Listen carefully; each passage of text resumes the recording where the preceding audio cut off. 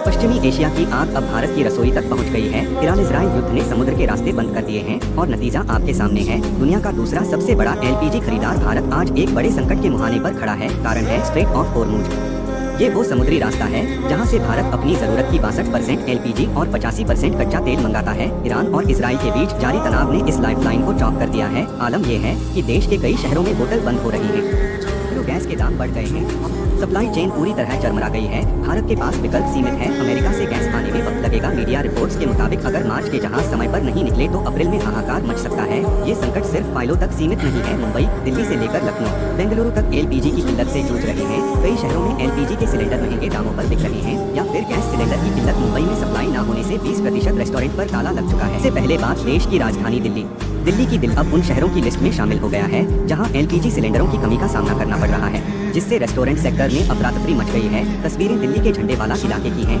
जहां लोग gas cylinder के लिए लंबी लंबी लाइनें लगाए खड़े हैं। ग्राहकों की शिकायत ये है कि ऑनलाइन बुकिंग नहीं मिल रही है। अगर गलती से भी बुकिंग मिली तो उनका नंबर आते आते काफी देर हो चुकी होती है। सबसे बड़ी मजबूरी होटल रेस्टोरेंट चलाने वालों को भी हो रही है।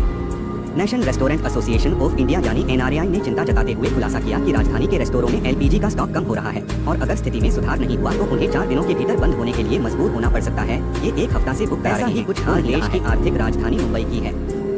मुंबई में भी घरेलू के साथ साथ कमर्शियल सिलेंडर की भारी किल्लत है, जिसका सबसे ज्यादा खामियाजा होटल और रेस्टोरेंट मालिकों को भुगतना पड़ रहा है।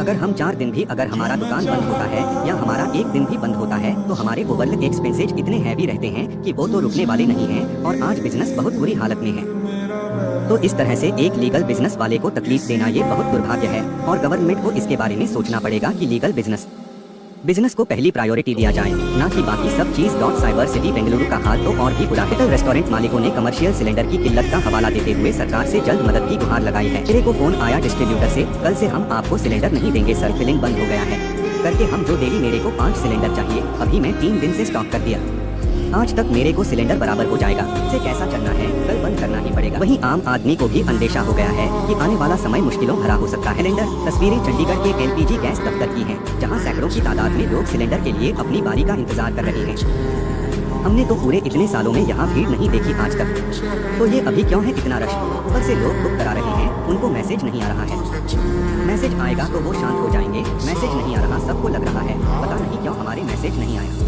तो सब पूछने के लिए आ रखे हैं मेरे पास डॉट सप्लाई के क्या सिचुएशन है, डोमेस्टिक की कितनी आ रही है आपके पास। 1-2 तारीख की सप्लाई दे दी अभी हमने। संकट की आहट मिलते ही जनता में डर बैठ गया है। लोग खुद गैस एजेंसी पहुंच रहे हैं। सप्लाई की देरी ने बुकिंग का समय 1 दिन से बढ़ाकर 7 दिन तक कर दिया है। सरकार ने एलपीजी पर आवश्यक वस्तु अधिनियम यानी इसे लागू कर दिया है ताकि कालाबाजारी रोकी जा सके। स्थिति की गंभीरता को देखते हुए प्रधानमंत्री नरेंद्र मोदी ने कमान खुद संभाल ली है। हाई लेवल मीटिंग में साफ निर्देश दिए गए हैं, जनता को दिक्कत नहीं होनी चाहिए। सरकार का कहना है स्थिति नियंत्रण में है, महीने भर का एलपीजी स्टॉक बचा है, लेकिन जब तक खाड़ी देशों में गोलों की गूंज शांत नहीं होती, भारतीय रसोई पर यह खतरा मंडराता रहेगा। कतर से आने वाली एलएनजी में 50% की कटौती पहले से ही हो चुकी है। अब सबकी नजरें युद्ध विराम और समुद्री रास्तों के खुले पट्टी की हैं, क्योंकि उसकी आंच हमारी थाली तक पहुंच गई है। उम्मीद है कि कूटनीतिक रास्ते जल्द खुलेंगे और सप्लाई चेन फिर से पटरी पर लौटेगी।